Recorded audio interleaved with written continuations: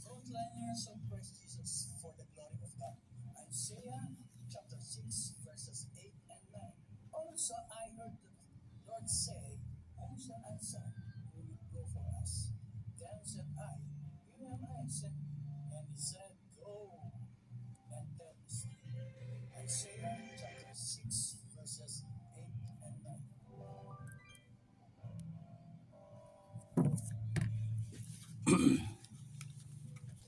Okay. Okay. Muli isang magandang hapon po sa bawat sa atin. Okay. Ang araw po natin ngayon ay araw po ng Sabado. Oras po ay alas 5:03 dito po sa relo na nandito sa aking harapan. Ano po? 5:03. Sabado, January 10. Ano po? Okay. Ang ano ba ito? Ano na ito? Okay. Muli, tayo po ay nasa gawain po ng Panginoon. At minsan pa, tayo po ay dudulog sa pamagitan po ng panalangin bago po tayo magpasimula sa gawain na pinagkatiwala mo po niya sa atin. Purihin ka, O Diyos, sambahin ka, dakilain ka, Ama. Purihin ka, O Diyos, sambahin ka. Salamat po, O Diyos. Salamat po, Panginoon. Yes, Father God. Yes, Father God. Hallelujah. You are worthy to be praised, O Lord. Karapat dapat ka ng papuri, dapat ka ng pagsamba at pagdakila. Salamat po, O Diyos. Minsan pa po, isang linggo na naman ang idinagdag mo sa buhay po ng bawat isa sa amin. Itinawid mo po kami sa lahat po, Panginoon, ng mga pagsubok. Itinawid mo po kami, Ama, sa mga panganib. Itinawid mo po kami, O Diyos, sa lahat ng mga karamdaman. Salamat po, O Diyos, sa mga katugunan sa aming mga panalangin. Tunay napakabuti mo, O Diyos. Panginoon, muli po, itinataas po sa dakilang pangalan ang mga anak mo, ang mga patuloy po na nakikinig, sumusubaybay, nanonood sa gawain to na iyong pinagkatiwala. Frontliners of Christ Jesus for the glory of God. Purihin ka, O Diyos. Ama, basbasan mo po sila, pagpalain mo po sila sa kanilang pakikinig, sa kanilang pagtunghay sa mga salita mo, O Diyos. Dalangin ko po, Ama, na ang mga salitang ito ay magdagdag po ng lakas, tibay, tatag, lalim pa ng kanilang pananalig, pananampalataya at pagkakilala sa iyo, Diyos na aming manulubos, tagapagligtas. Salamat po. Ganon din po, Ama, tinataas ko po sa dakilang pangalan sa aking pong pagbabahagi. Diyos, inaamin ko po, ako po, O Diyos, ay walang alam, walang kakayahan, wala po akong talino. Kung ano man po, O Diyos, ang dapat na marinig ng aking mga kapatid, ng mga anak mo, ng mga lingkod mo, ipuin mo po ang aking mga labi, O Diyos. Ilagay mo sa aking bibig ang mga salita, mga kataga, na kailangan po nilang marinig. Upang lalo pang tumibay, tumatag, lumalim ang kanilang pananalig, pananampalataya at pagkakilala sa iyo, Diyos. Ama, lumawak po ang aming pagkaalam, pagkaunawa sa iyong pag-ibig, sa iyong pagmamahal, sa iyong pagtitiyaga, sa iyong pag-aaruga sa bawat isa sa amin, O God. Purihin ka, Ama. Patuloy po itinataas sa dakilang pangalan, O Diyos, ang mga anak mo na mayroong mga karamdaman, O God, Lord. Ang mga anak mo na hindi man po mabanggit ang kanilang mga pangalan, O Diyos. Mga nandito po sa Barangay Tinang, Concepcion, Tarlac. Sila po nandoon sa Kaot, Lapas Kaot. Sila po na nandoon sa Mabalacat, sila po nandoon sa Buong Angeles. Sila po na nandoon sa Cagayan. Sila po na nandoon sa Mexico, na nandoon po, Panginoon, sa Tangle. Sila po na nandoon sa Barangay Kuayan. Sila po na nandoon po sa Barangay Lara. Diyos, sila po na nandoon sa Bamban. Panginoon, hindi lamang po dito sa Pilipinas, Panginoon, kundi sa maraming lugar dito po sa mundong ito na pinagkatiwala mo po sa amin, Ama, doon po sa China, doon po, O Diyos, sa Vietnam, doon po sa Hong Kong, doon po sa Japan, doon po sa Thailand, Diyos, doon po sa Korea, sa Saudi, doon po, O Diyos, sa Qatar, doon po, Ama, sa Bahrain, Diyos, doon po sa Germany, sa Greece, doon po, Panginoon, sa Pennsylvania, doon po sa Nevada, doon po sa Jacksonville, Florida, doon po sa Canada, Panginoon. Yes, Father God. Ama, doon po, O Diyos, sa Russia, Panginoon. Purihin ka doon po sa mga lugar doon po sa Netherlands, O God. Yes, Father God. Doon po sa Australia, doon po sa Paris, O God. Lord, maraming mga lugar, Panginoon, na hindi ko na po mabanggit, O Diyos. Salamat po, Panginoon, sa mga anak mo na patuloy po na nakikinig. Sumusubaybay sa gawain ito. Pagpalain mo po sila, O Diyos. Sila po na mayroong mga karamdaman, Panginoon, ibangon mo po sila. Bigyan mo sila ng kalakasan, kalusugan ng kanilang physical na pangangatawan, O God. Yes, Father God. Sa kanila, Panginoon, mga pangangailangan sa pang-araw-araw, ikaw po ang patuloy na magpala sa kanila. Sa kanilang mga suliranin, sa kanilang mga bigatin, ikaw po, O Diyos, ang magbigay ng katugunan, magbigay ng kagaanan sa bawat suliranin, bawat mga dalahin na kanilang pinapasanogan. Purihin ka. Ganon din po, Ama, minsan pa, pinagkakatiwala ko po sa iyo ang gawain ito sa mga salita mo na aming tutunghayan sa mga panahon ito. Ikaw po, O Diyos, ang siyang kumilos. Ituro mo po sa akin, O God, kung ano po ang aking sasabihin. Ituro mo po sa akin, O Diyos, kung ano ang aking gagawin. Mapurihan ka, maparangalan ka. Ikaw ang makita, O Diyos. Ikaw po ang siyang maitaas. Ikaw ang dakilaan, O God. Salamat po. Ito po ang aking dalangin, ito po ang aking pagsamo, ito po ang aking hiling. Sa pangalan po ng iyong bugtong na anak na si Kristo Jesus, sa presensya at kapangyarihan ng Santong Espiritu. Amen at amen. Thank you, Lord God. Amen. Okay. Tayo po ay magpapatuloy. Nahulog yung ballpen. Okay. Tayo po ay magpapatuloy sa gawain ng Panginoon. Ano po? Okay.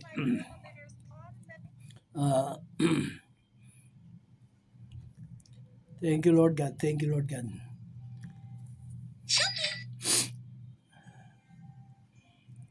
Yes, Lord.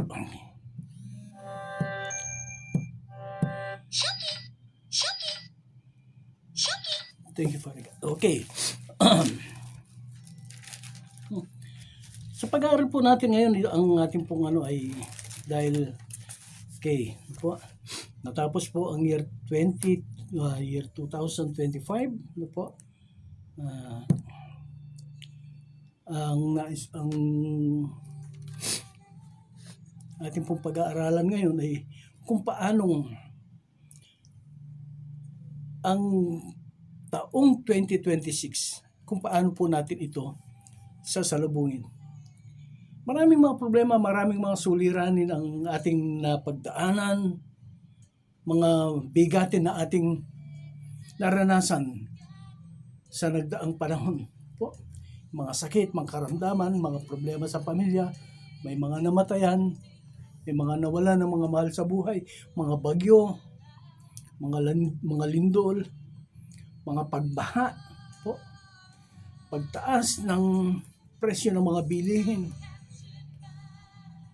Yan po ang mga problema na ating napagdaanan sa nakaraang 2025.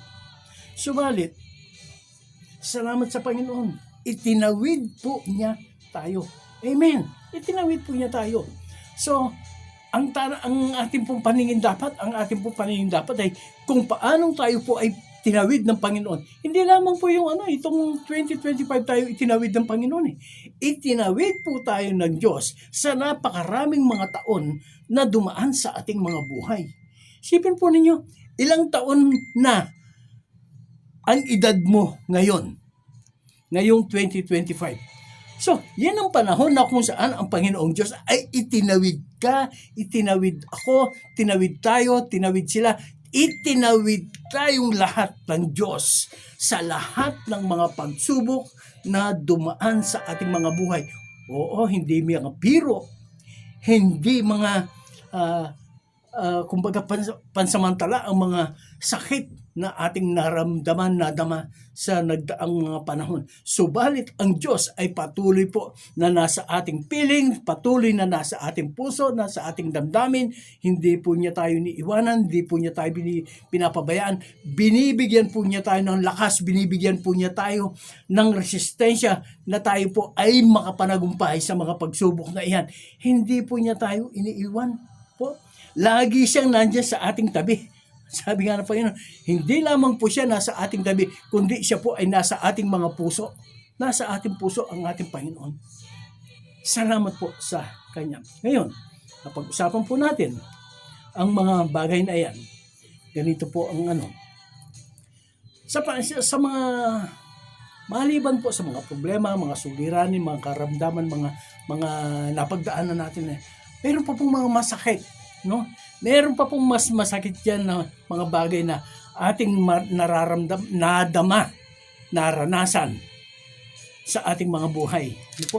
Ano po ang mga masakit na yon? Okay. Mahirap, masakit, mabigat, nakakalungkot po. Yung paghihiwalay. Yung yung dating magkakasama, tapos biglang maghihiwalay. Yung dating magka-body-body, yung best friend. Po. Yung mga kasama mo sa church, kasama mo sa mga gawain, kasama mo sa lahat ng mga ministry sa mga gawain sa church. Tapos bigla-bigla maghihiwalay kayo. Bakit? Sapagkat mayroong yung iba pupunta ng ibang lugar, doon na sila titira. Po. Yung mga na mapapalayo na sila. Sabi nga mamimiss natin sila. Po, yung dati mong kasama tapos biglang pupunta ng abroad. O kaya doon na sila maninirahan, hindi lang sila basta titira doon. Po, yun po ang nakakalungkot na pag-alis, paghihiwalay. Po, hindi lamang po dun sa mga kaibigan, hindi lamang po dun sa mga kasama sa trabaho. Bigla ka malulungkot, kasama mo sa trabaho ngayon, tapos bukas sa makalawa, aalis na siya, lilipat na siya ng kumpanya. Kasama mo sa church. Tapos doon sa mga ministry, kasama mo sila sa pagpunta sa mga outreaches. Pero tapos bigla aalis na sila. Wala na sila. Pupunta ng ibang church kasi doon na sila titira. Yun po ang masakit na So, sa ganito po mga panalita ay titingnan po natin, tutunghanayan po natin ang mga salita ng Diyos. Okay? Tutunghayan po natin ang mga salita ng Diyos. Ito po ay babasahin natin sa sa English at saka sa Tagalog. Una po, ito po sa English. Isinulat ko na po para po hindi po maraming pero nandito po yung mga Biblia dito sa tabi para kung sakaling kakailanganin ko makakuha ko po. Dito po sa English, sa aklat po ng mga awit, Psalms 18 verse 14. Yung po kasing Psalms o yung mga awit, hindi po sinasabi chapter. Ito pong Psalms, ang po nito ay book. Psalms book 18. So, ang po nun, hindi po siya chapter. Okay. Psalms book 18 verse 14. Ganito po ang sinasabi sa wikang English. Okay. Ito po ay nakatala dito po sa ginamit ko pong Bible dito ay ang Gideon. The Holy Bible po ng Gideon. Ganito po ang nakasulat. He, God, po. Pag sinabi pong He, ang Diyos po ang binabanggit dito.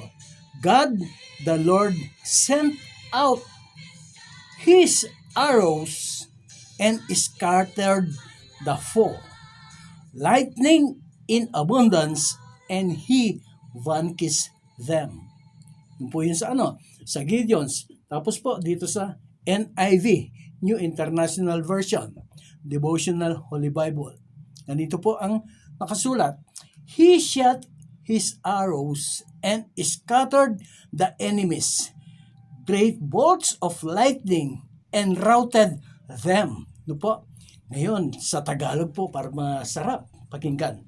Sa Tagalog, mga awit, Aklat 18, talata 14. Ang mga palaso, okay, ang mga palaso, kanyang itinudla.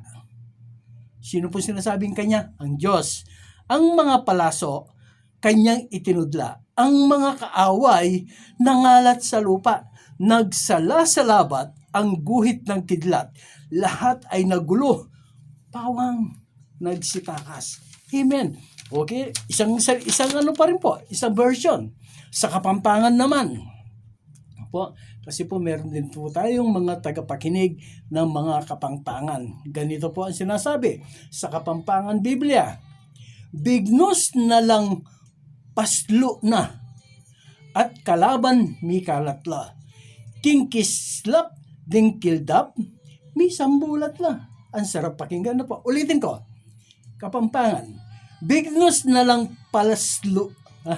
Bignos na lang paslo na at kalaban mi kalatla.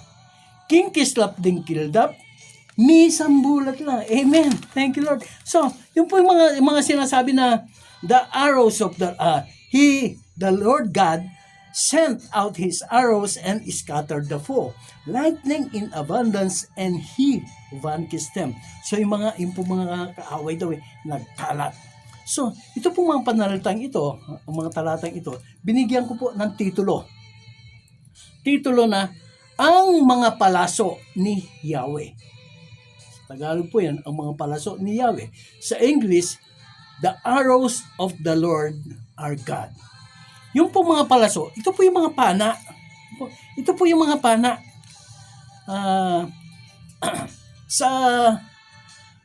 Sa English, palaso, yung pong yung pong bala. Tapos, yung bow, ano ba yung, hindi ko po alam yung bow sa, sa Tagalog. Basta, yung palaso, yung po yung bala. Tapos yung pong ganon, di ko po alam kung ano po sa Tagalog yun. Okay, ganun pa man. Ano po ang ibig sabihin ng ating Panginoon dito na ng Biblia dito na ang kanyang mga palaso ay itinudla. Po, ang kanyang mga palaso ay itinudla. Ngayon po, nabanggit ko po kanina na ang paghihiwalay ay napakasakit, napakabigat, napakahirap. Yung po mga dati mong kasama, dati mong kalaro-laro, kumbaga dati mong nakikita, kasama mo sa church, kasama mo sa trabaho, tapos bigla-bigla maghihiwalay dahil nagpunta ng ibang church, dahil nagpunta ng ibang bansa. Ngayon, yung po mga na ito, nakikita po natin sa Biblia. Dito po sa Biblia, dito po sa Unang Hari, Kabanatang 20. Kabanatang 19, talatang 21 hanggang sa 22. Babasahin ko po ang Unang Hari, 1 Kings. Ito po, 1 Kings chapter 19 verse 20 and 21, 22, ganito po ang nakasulat. Verse 19, 20, 19. Umpisahan ko po doon sa verse 19. Unang Hari, Kabanatang 11, talatang 11 hanggang sa 22. Umalis si Elias at nagtagpuan niya si Eliseo na nag-aararo. Ito po kasi ay inutusan po ng Diyos itong si Elias na puntahan niya si Eliseo upang ito ay kanyang siya po ang magiging kapalit niya sa kanyang tungkulin bilang propeta o lingkod ng Diyos. Okay. Ulitin ko po. Umalis si Elias at natagpuan niya si Eliseo na nag-aararo. 12 pares ng toro ang ginagamit niya. At kaagapay siya ng huling pares. Doon po siya sa pinakahuli. Pagdaan ni Elias sa tapat ni Eliseo, isiniklob niya rito ang kanyang balabal. Pagdakay, iniwan ni Eliseo ang mga toro. Humabol kay Eliseo. kay Elias at nakiusap, magpapaalam po muna ako sa aking ama at ina. Pagkatapos ay sasama na ako sa inyo. Sumagot naman si Elias, sige, umuwi ka muna. Verse 21, umuwi nga si Eliseo, nagpatay siya ng isang pares na toro at iniluto. Ginamit niyang panggatong ang mga pamatok at ang mga araro. Pinakain niya ito sa mga tao at sumunod kay Elias. Naging katulong nito. Amen. Yung pong pagpapaalam ni Eliseo sa kanyang mga magulang na siya po ay sasama kay Propeta Elias upang siya ay maging katulong nito, hindi po ganoon kadali yun. Kung atin pong nabansin ang binasa po nating talata, ang sabi po doon nag-aararo itong si Eliseo doon sa bukid. Ibig sabihin, siya po ang ano ba yun? Siya po ang naghahanap buhay para sa pangangailangan po ng kanilang sambahayan, ng kanyang magulang, at maaaring meron siyang mga kapatid. Pero, nung dumating ang panahon na itong si Eliseo ay kailangan na ng Diyos, siya ay pinuntahan ni Elias at isinuklob ang balabal niya rito sapagkat siya ang papalit sa kanya.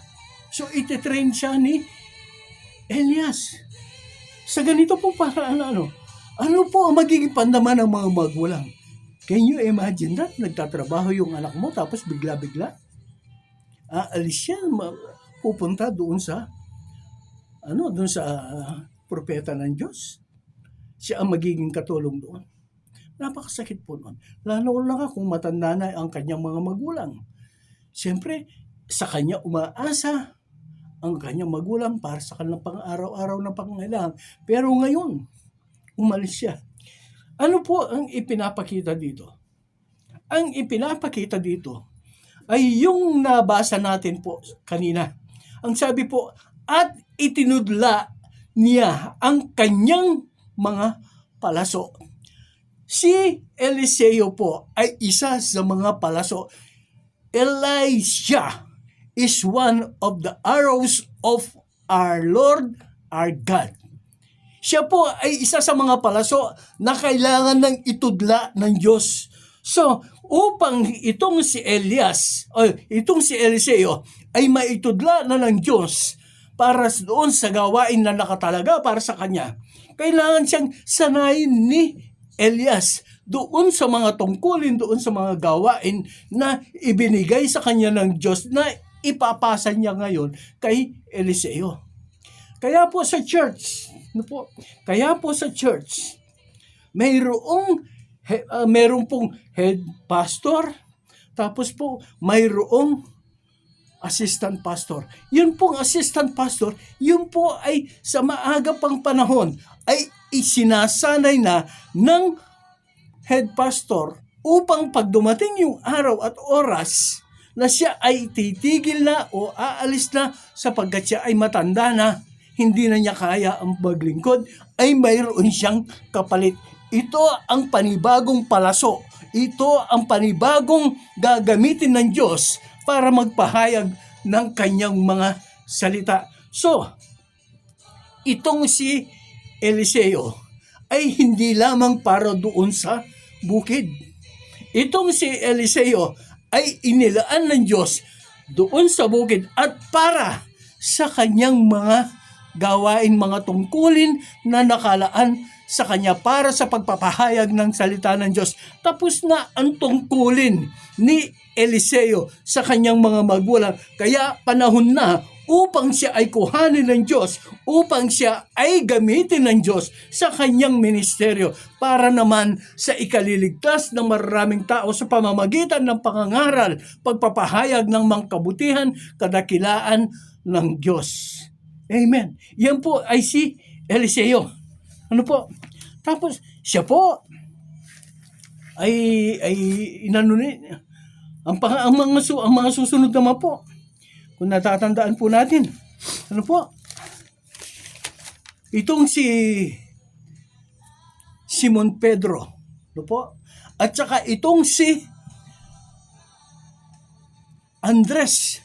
Ito pong si Simon Pedro at itong si Andres. Isama na po natin si Juan at saka si Santiago na anak po ni Zebedeo. Sila pong apat. Sila po ay mga mangingisda. Ito pong si Andres at saka itong si Pedro. Sila po ay tinawag ng Diyos habang sila po ay nandoon sa kanilang bangka.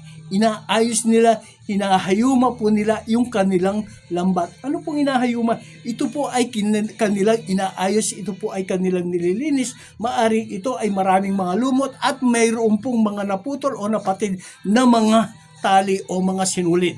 Kaya ito po ay kanilang nililinis at hinahayuma. Ibig sabihin, sila po ang naghahanap buhay para sa kanilang pangangailangan, sa pangangailangan po ng kanilang mga magulang at mga kapatid. Ganon din po, itong si Santiago at saka itong si Juan. Sila po ay mga anak ni Zebedeo. Ito po ay nakasulat doon sa aklat po ni San Mateo, Kabanatang 4. Ito po, Matthew chapter 4. Okay, ito po si Santiago at saka itong si Juan. Mga anak po sila ni Zebedeo. Kasama po nila sa bangka itong kanilang ama nung sila po ay tawagin ng Diyos, ng ating Panginoong Jesucristo. Ang sabi po niya, "Follow me, I will make you fisher of man." Doon po sa kanilang ginagawa, sila po ay nangingisda. Ito pong sila Zebedeo, si Santiago at saka itong si Juan, makikita mo, mapapansin mo, mapag-uunawa mo na sila po ay mayaman sapagkat mayroon po silang sariling bangka at mayroon po silang mga katulong na mga trabahador. So kaya po nila. Pero sila po ay tinawag ng ating Panginoon upang maging mamamalakaya ng mga tao. Fisher of men. Dito po, fishermen. Mangingisda po sila nung sila ay tawagin ng ating Panginoon. Pero sila po ay tinawag ng Diyos upang sila po ay maging mamamalakaya ng mga tao. Fishermen. Ngayon, sa kanila pong doon po sa pagsunod ni Pedro, ni Andres, ni Santiago at saka ni Juan, right there and then, right there and then, iniwan nila ang kanilang trabaho, iniwan nila ang kanilang paghahanap buhay. Hindi po doon katulad kay Eliseo na pumunta sa kanyang ama, kanyang mga magulang. Siya po ay nagpaalam sa kanyang magulang at sila po ay nagkaroon po ng despedida. Despedida in the sense na kinatay po niya yung kanyang mga baka, 2 baka at pinakain sa mga tao. Despedida po. Praise God. Meron na palang despedida noon. Pero ngayon, ito pong si Pedro, itong si Andres, Santiago at saka si Juan. Ang ginawa po nila ay hindi po sila nagsabi na, Panginoon, sandali lang po. No, they decide immediately. Nagdesisyon sila ng ura-urada. Right there and then, nagdesisyon po sila. Ang sabi nila, sila po ay sumunod sa ating Panginoon. Sinunod po nila ang mga sinasabi ng ating Panginoon. Praise God. Praise God. Hindi po sila nagsabi na, Panginoon, maghintay ka po. Pupunta po muna ako. Dito po sa aklat ni San Lucas. Kasi po itong balikan po natin ito si Pedro, si Andres, Santiago at saka itong si Juan. Nadama po nila sa kanilang puso, sa kanilang damdamin. Kailangan na ngayon din ay sumunod sila sa Panginoon. Sumunod sila na maipahayag ang salita ng Diyos. Dahil sila ay gagamitin ng Diyos. Sila ay mga palaso ng Diyos. They are among the arrows of God na kanyang susuguin. Itutudla niya sa mga iba-ibang lugar. Ganyan po ang mensahe ng ating Panginoon.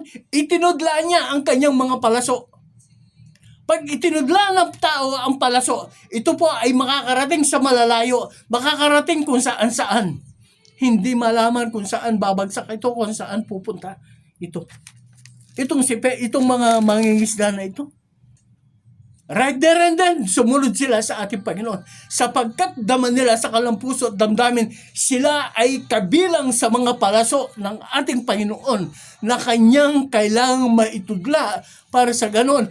Ang mga salita ng buhay, ang mga salitang ipapahayag nila, ituturo ng Diyos sa kanila, ito ay magbibigay ng kaligtasan sa maraming mga taong mananampalataya sa salita ng Diyos. Amen. Thank you, Father God. Sa buhay po natin bilang mga mananampalataya. Hindi po hadlang yung edad. Sasabihin mo, matanda na po ako. Hindi ko na po kaya magpunta doon. Hindi ko na po kaya ang pumunta dito. Hindi ko na po kaya. Matanda na ako. Dahil sa matanda na ako, bungal-bungal na ako. So, pag nagsasalta ako, utal-utal na ako. Hindi ko na po kaya.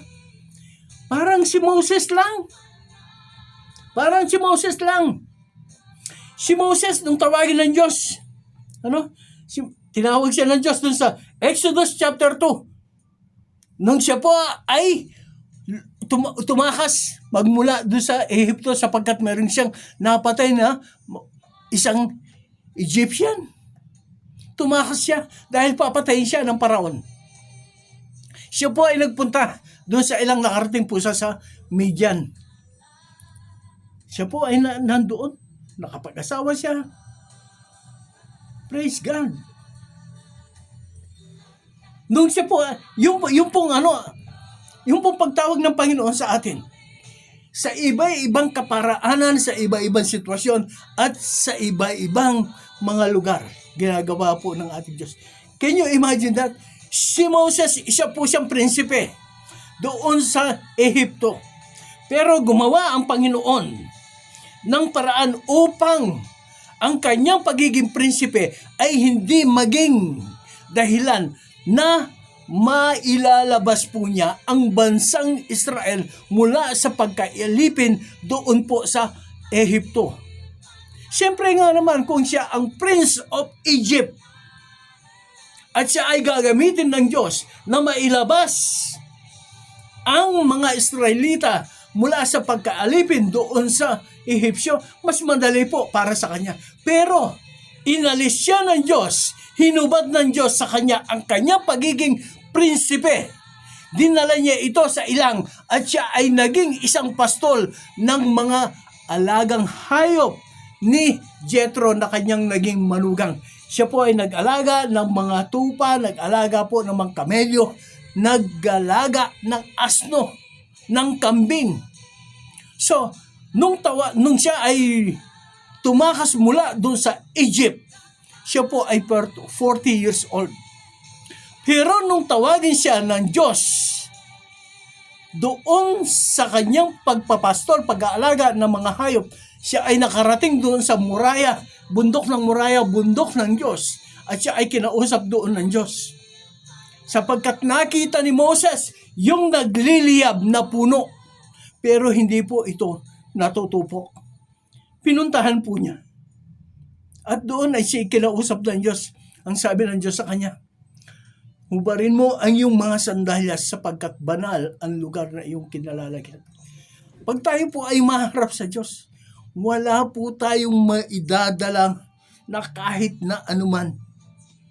Sapagkat ang Diyos na ating kakausapin, ang Diyos na ating kakaharapin ay banal. Hindi pwede na ikaw ay mayroong dala na kahit na anuman na magiging hadlang, magiging sagabal sa iyong pakikipag-usap sa Diyos. Tinawag siya ng Diyos. Ang sabi ng Diyos sa kanya, nakita ko, narinig ko ang paghihirap ng aking bayang Israel. Bumaba ako upang sila ay iligtas at sila ay pagpalain. Ang sabi ng Diyos kay Moses, Kaya ikaw ang gagamitin ko. Maglalabas sa kanila doon sa Ehipto mula sa pagkaalipin. Ang sabi ni Moses, hindi po ako marunong magsalita. Ito nga po, utal ako. Matanda na ako. Kaibigan ko. Ang sabi ng Diyos kay Moses, di ba meron kang kapatid na si Aaron? Marunong siya magsalita. Siya ang magiging tagapagsalita mo. At ikaw magiging tagapagturo niya. Sa atin po, pag tayo po ay tinawag ng Diyos, ngayon po, si Moses, matanda na. Sabi niya, hindi po ako marunong magsalita, matanda na ako utal-utal na ako Gagamit ang Diyos ng isang katulong mo, makakasama mo, upang ang kalooban ng Diyos, ang kanyang plano ay matupad sa iyong sarili, matupad sa iyong pagkatao. Age is not an hindrance pagdating sa Diyos. 82 years old nang sumunod itong si Moses. Dito naman po, makikita po natin, magmula sa pagiging prinsipe, siya po ay naging pastol ng mga alagang hayop. Pag-aaring hayop ni Jethro na kanyang biyenan. Siya ay pastol. So, imposible na mailabas niya ang bansang Israel mula sa pagkaalipin. Pero siya ay ginamit ng Diyos. Hindi ginamit ng Diyos ang kanyang pagiging prinsipe na mailabas ang bansang Israel doon sa pagkaalipin, doon sa mga Ehipto. Siya ngayon ay nasa pinakamababang kalalagayan ng kanyang buhay sapagkat nung panahong iyon, ang trabahong pagpapastol ay siyang pinakabababang uri ng hanap buhay, pinakabababang uri ng trabaho. Pag ang Diyos ang siyang kumilos, gagamitin niya ang pinakamababa, ang pinakamahina upang maipakita ang kanyang kalakasan, maipakita ang kanyang biyaya, pagpapala, pag-iingat, proteksyon, paggabay at pagprotekta sa kanyang bayan. Sabi nga po sa isang bahagi ng Biblia, makikita nila bukas, ang sabi ng Panginoong Diyos, makikita nila bukas na iba ang pagtingin ko sa aking bayan kaysa sa kanilang bayan. Iba ang pagtingin ko sa aking bayan kaysa sa kanila. Tayo po, hindi po tayo pababayaan ng Diyos. Katulad po na nasabi sa inyo kanina. Natawid po natin ang year 2025. Nandito tayo malakas, malusog, may buhay, may hininga. Salamat sa Diyos kung paanong tayo ay tinawid ng Diyos doon sa 2025. Tayo ay kanyang itatawid ngayong 2026. Amen. Huwag mo sabihin matanda ka na. No. Dito po sa dito rin po sa Biblia. Sa book po, sa aklat po ni Jeremias. Si Jeremias, kinausap din po siya ng Diyos. Ang sabi po ng Diyos kay Jeremias, Jeremiah chapter 1 verse 1 hanggang sa verse 5. Kinausap po ng Diyos itong si Jeremias. Ang sabi niya, nandun ka pa lang sa sinapupunan ng iyong ina. Pinili na kita. Inihiwalay na kita upang ikaw ay maging pari. Ano po? Nandun ka pa lang sa sinapupunan ng iyong ina. Hindi ka pa ipinanganganak, hindi ka pa ipinaglilihi. Pinili ka na ng Diyos.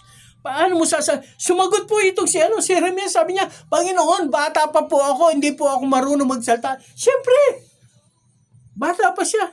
Pero sabi niya, wag po ako isuguin ninyo. Kasi hindi po ako marunong magsalita. Ang sabi ng Diyos sa kanya, wag mo sabihin bata ka. Susuguin kita. Lahat ng sasabihin ko sa iyo ay ipapahayag mo sa kanila. Kaya hinipo ng Diyos ang kanyang mga labi. At inilagay ng Diyos ang mga salita sa kanyang dila. Pag kailangan ka ng Diyos, ikaw na kanyang arrows, ikaw na kanyang palaso, ang kanyang gagamitin na kanyang itutudla. Ang Diyos ay gagawa ng paraan upang ikaw ay maging kapaki-pakinabang, upang ikaw ay magamit niya ng malakasan sa ministeryo pinagkatiwala niya sa iyo. Yes, Mary God. Ganyan po. Hindi po pinag-uusapan dito yung edad. God knows best. Age does not matter here. Kaya matanda, kaya bata. Gagamitin ng Diyos. Pag gusto niyang gamitin, ikaw ay kanyang gagamitin. Isa ka sa kanyang mga palaso. You are one of His arrows. You belong. Ano po? Huwag mo sabihin na bata ka. Huwag mo sabihin na matanda ka. Ang Diyos ang bahala. Pag tinawag ka ng Diyos, siya ang nakahanda para ikaw ay maging malakas na palasok niya. Sabi, okay, ganito na lang po. Ako, isang patotoo, buhay na patotoo, ako. Sinong magkapagsasabi na ako ngayon ay nagsasalita dito sa harapan po ng libu-libong mga tao? Sa harapan po ng 43 countries around the world. 43 countries po ang naaabot ng ministeryo ito na ipinagkatiwala ng Diyos sa atin. Sino ang magsasabi na ako na walang alam? Hindi man ako nakapag-aral ng masteral yan sa Bible School. Ano bang malay ko dito sa ano? Hindi nga po ako nag-aral ng public speaking. Hindi nga po nag-aral ng journalism. Pero bakit nandito ako ngayon sa radyo? Sapagkat ang Diyos ang nagtalaga sa akin sa lugar na ito. Hindi ko po alam ang social media, but God knows best. Naglilingkod ako doon sa church. Pero hindi sapat yon para sa Diyos. Hindi sapat yan. Ginagawa mo yan. Doon ka sa social media, doon ka sa Tarlac, doon ka sa radio station. Wala man po akong ano. Hindi ko man po pinlano, hindi ko man po binalak, hindi ko po hinangad na ako po ay mapunta sa radio station. Ang gusto ko lang po ay maglingkod sa Panginoon. But God uses me. I am one of His many arrows. Isa po ako sa mga palaso ng Diyos na Kanyang itinudla. Salamat po sa Panginoon, napakabuti niya. Sabi nga po dun sa aklat po ni San Mateo, chapter 28, verse 19 and verse 20. Okay. Go ye into all the world and preach the gospel into all the creature. Humayo kayo sa buong mundo at ipahayag ninyo ang salita ng Diyos sa lahat ng kinapan. Hindi ako nakakapunta sa ibang mundo. Hindi ako nakakapunta sa ibang bansa. Pero ang salita ng Diyos ay nakakabiyahe sa mararaming mga bansa sa pamamagitan po ng social media. Purihin ang Diyos! Purihin ang Diyos! Sambahin ang Diyos sa ganitong mga teknolohiya na Kanyang ipinagkatiwala sa atin. I don't know. I know nothing about social media. But God knows best. God knows best. Salamat po sa Panginoon. Wala man po akong kakayahan, wala man po akong kwalifikasyon para po ako ay tumayo dito. Ang Diyos po ang siyang nagtalaga sa akin dito. Purihin ang Diyos sa mararaming mga lingkod ng Panginoon. Nabanggit ko po si Mateo, sila Pedro, si Andres, si Santiago. Ginamit ng Panginoon. Ganon din po, ginamit ng Panginoon. Itong si Saulo.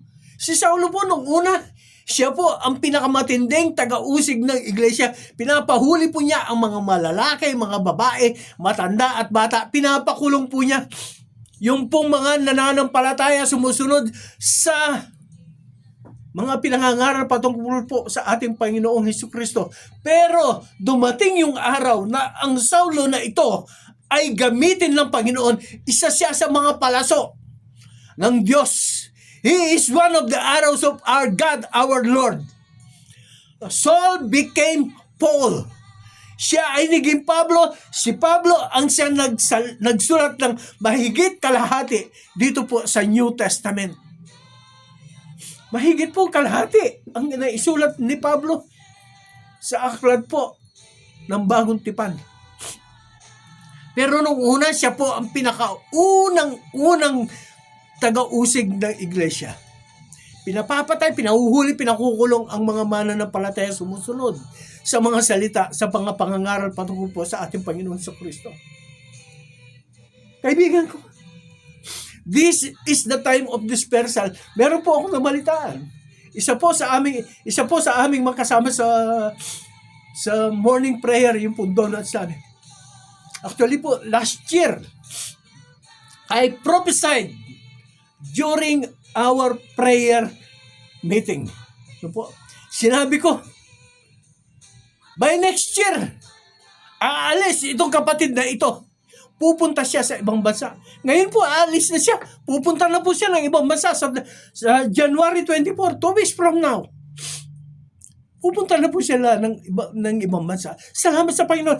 Yung pong pag-alis niya na yun, marami po ang nalungkot. Ang sabi nga po ng isa, mamimiss kita, sister. Mamimiss ko kayo, brother. Mag-asawa po silang aalis. Mamimiss ko kayo, sabi po nila. Siyempre po, kasama mo, araw-araw kasama mo sa prayer meeting, araw-araw kasama mo nananalangin, araw-araw kasama mo doon sa mga ministry, tapos bigla aalis. Bakit siya aalis? Kasi po, hindi sapat yung nagagawa ng kapatid na ito dito po sa lugar na ito. Gagamitin siya ng Diyos doon sa ibang bansa. Sila pong mag-asawa, sila po ay mga palaso ng Diyos. Gagamitin sila ng Diyos doon sa ibang bansa. Upang doon man ay makatawag ang Diyos ng iba pang mga maliligtas, mga mananampalataya, mga susunod, kikilala, sasamba sa pangalan po ng ating Panginoong Kristo. This is the time of dispersal. 2026 is the time of dispersal. Makikita po ninyo, mararanasan po ninyo, madadama po ninyo na ang inyong kaibigan, na ang inyong kasama, ang inyong kasambahay ay pupunta sa ibang bansa. Bakit? Pupunta sila sa ibang lugar. Bakit? Upang sila ay magamit ng Diyos sa pagpapahayag ng kanyang salita para po ikaliligtas pa ng mararaming mga maglilingkod, kikilala, sasambat, dadakila sa kanya. Yes, they are. Ang mag-asawang ito, they are among the arrows of God na itutudla ng Diyos sa iba't ibang bahagi ng mundong ito. Masakit, mahirap, nakakalungkot pag biglang naghihiwalay. Pero yung bunga nito, yung dahilan nitong paghihiwalay na ito, yun po ang ating dapat na maisip. Marami pong mga tao, marami po mga kababayan natin ang hindi pa po nakakakilala, ang hindi pa po nananampalataya sa ating Panginoong Kristo doon sa lugar na kanilang pupuntahan. Kaya ang mag-asawang ito, sila po ay susuguin ng Diyos doon sa lugar na iyon upang ang mga tao doon, kahit na ilan man lang, ay makatawag ang Diyos, manampalataya, magbalik loob sa Kanya. Kaya kaibigan ko, ulitin ko po, this is the time of dispersal. Kung ikaw ay tinatawag ng Diyos magpunta doon sa ibang lugar, why not? Kahit ito lang po ang bilin ko. Kung sakaling ikaw ay dalhin ng Diyos sa ibang bansa, kung sakaling ang Diyos ay dalhin ka sa ibang lugar, kung sakaling ang Diyos ay dalhin ka sa ibang dako, ang bilin ko ay ito. Huwag kang lalayo sa Diyos. Lalayo ka lang ng lugar sa amin, yes, pero huwag kang lalayo sa Diyos. Manatili kang tapat sa Diyos. Manatili kang naglilingkod sa Diyos. Manatili kang nakahawak sa Diyos. Manatili kang nakatingin sa Diyos. Manatili kang ang Diyos ang iyong sasambahin, pupurihin, dadakilan, pasasalamatan, pararangalan sa iyong buhay sa bawat araw na ipagkatiwala niya sa iyo. Kinasabi ko sa iyo, kaibigan ko, aalisin ka ng Diyos dito. Ito ang iyong comfort zone para sumunod ka sa leading ng Panginoon. God will remove you. God is removing you from your comfort zone because He is leading you to another place to serve there, to give glory to God there,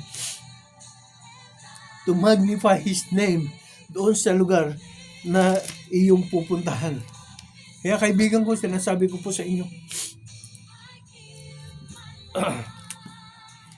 okay, uulitin ko po yung pong ating teksto. Ang sarap po kasi pakinggan eh. Psalms 18 verse 14. God, the Lord, sent out His arrows and scattered the foe. Lightning in abundance and He vanquished them. Pag dumating po tayo doon sa ulitin ko lang po yung sinabi ko kanina. Nung ako po ay dalhin ng Panginoon dito po sa lugar na ito, meron po mga ibang mga tao, mga pastor na nandirito na dinatnan ko. Yan po. Pero, ano po sinabi niya rito na The Lord sent out His arrows and scattered the foe. Nangalat ang mga kalaban. Lightning in abundance and He vanquished them. Nangalat po ang mga kalaban. Yung mga pastor na dinatnan ko rito. Saan na sila ngayon? Isa-isa silang nawala. Actually, nakarating po ako. Kaya lang po ako nakarating dito kasi 3 buwan walang pastor ang gawaing ito. Puro replay ang nangyayari. Nakapanood ako ng ganoon. Kumulo ang dugo ko. Sabi ko, ba't ganito ang nangyayari sa gawain ng Panginoon? Napapabayaan. Walang mga pastor. Ang sabi po nung DJ, pasensya na po kayo, wala tayong mga pastor kasi po birthday nila. Kaibigan ko, kahit na anong okasyon, huwag mong ipagpapalit ang gawain na tungkulin mo sa Diyos. Birthday mo kaya, tapos umabsent ka doon sa ministry pinagkatiwala sa iyo ng Diyos, mayroon naman araw ng bukas. Ngayon, Sabado, araw ng bukas. Church! Paano ka magpapasalamat sa Diyos? Sabihin mo, Panginoon, salamat po sa araw na ito. Hindi, dinagdag mo sa akin. No! Paano yung araw na iniwanan mo ang gawain pinagkatiwala sa iyo? Paano yung mga nakikinig ng mga salita ng Diyos? Paano yung mga umaasa, nagpapatibay, nagpapatatag ng kanilang pananampalataya sa pamamagitan ng pakikinig ng salita ng Diyos na iyong ipapahayag? Kaibigan ko, pag ikaw ay mapunta kung saan mang lugar, sabihin mo sa iyong sarili, The Lord sent me out as His arrow and scattered. I will scatter the foe. I will scatter the foe. Mangangalat ang mga kalaban pagdating ko, sapagkat ang daladala ko ay ang salita ng Diyos. Makikita ng kalaban, makikita ng kaaway na hindi biro ang mga palaso na itinudla ng Diyos. Purihin ng Panginoon. Tayo po ng mga palaso, tayo po ng mga itinudla ng Diyos. Magpakatatag po tayo. Matibay ang ating sandigan. Hindi po magigiba ang ating tungtungan. Ang ating tungtungan, ang ating pundasyon ay ang ating Panginoong Jesucristo. We are His arrows. We are His soldier. We are His warrior. Purihin ng Diyos. Tayo po ay manalangin. Thank you, Lord God. Thank you, Jesus. Panginoon, kami po, O Diyos, ay muli nagpapasalamat ng pupuri, sumasamat dumatakila sa iyo. Napakabuti mo, O Diyos. Salamat po, Ama. Yes, Lord God. Kami po ay mga palaso mo. We are your arrows. Ama, dinadala mo po kami kung saan-saan lugar. Tinutudla mo po kami, O Diyos, kung saan-saan lugar upang kami, O Diyos, ay magpahayag ng mga salta mo doon sa mga lugar, doon sa mga dako na kung saan, O God, hindi ka pa po nila kinikilala, hindi ka pa po tinatanggap bilang Panginoon, tagapagligtas po ng kanilang buhay. Diyos, nawa po sa mga saltang ito na kanilang narinig, na ipinahayag mo sa pamamagitan ko. Marami pa po ang kikilala, marami pa po ang sasamba, marami pa po ang mananampalataya sa iyo. Mapurihan ka, maparangalan ka, masambat madakila. Salamat po, Ama. Salamat po, O Diyos. Yes, Father God. Ganon din po, Ama. Patuloy tinatas po sa dakilang pangalugan. mga anak po ni Madam Marcelina Tuason, Panginoon taga Magalang po. Ang kanyang mga anak na sila Jane po, si Jane po, na nandoon po sa Canada. Ang kanyang mga anak na sila Joraine, si Junella, at si Junel po Ogad, siya po ay scholar doon po sa Canada. Ama, biyaya, pagpapala, pag-iingat, gabay, patnubay, proteksyon mo ang patuloy pong maranasan ng pamilyang ito. Ganon din po, Panginoon, si Junel sa kanyang pag-aaral, ang talino ay ipahiram mo po sa kanya agad. Purihin ka, O Diyos. Ganon din po, ang isang anak pa po ni Madam Mercy na si Gemma. Pagpalain mo po siya. Ganon din po, O Diyos, tinataas ko po sa dakilang Panginoon God. Ang kabuuan po ng mga sila Sister Bell, sila Mucha, sila Rina, sila Madam Roxanne, at si Sir Louis doon po sa Balakat. Pagpalain mo po sila agad. Ganon din po ang mga tinataas ko po sa dakilang pangalan.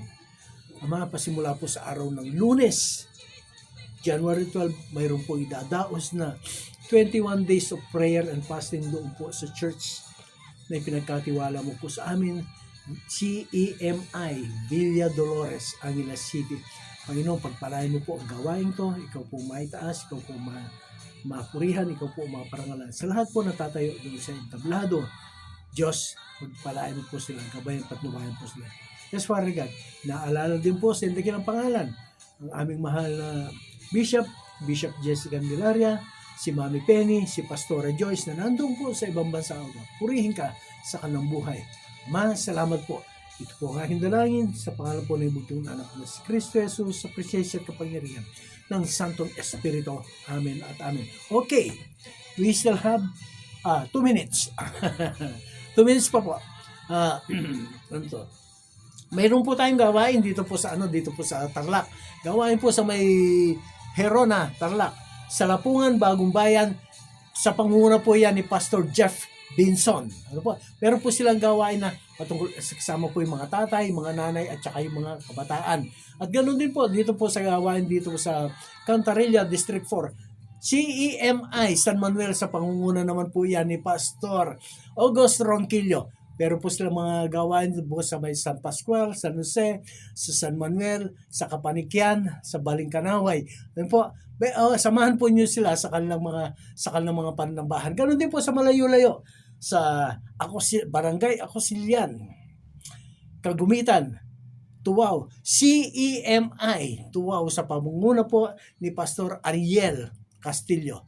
Purihin po ang Panginoon, sambahin, dakilain siya. Amen at amen. Thank you, Lord God. Thank you, Lord God.